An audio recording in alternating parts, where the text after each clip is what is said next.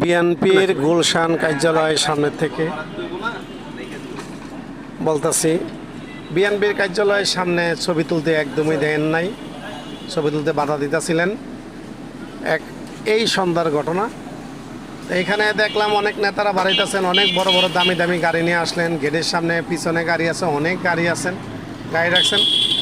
পরে সিকিউরিটি গার্ডের কাছে একটু হালকা পাতলা কথা বলে জানতে পারলাম, এই যে ভাই এখন তারা আসতেছে বড় বড়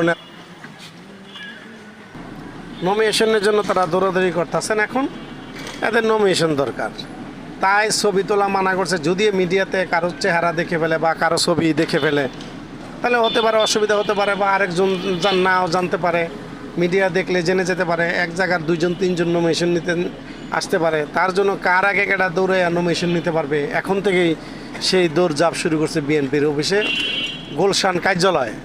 ধন্যবাদ।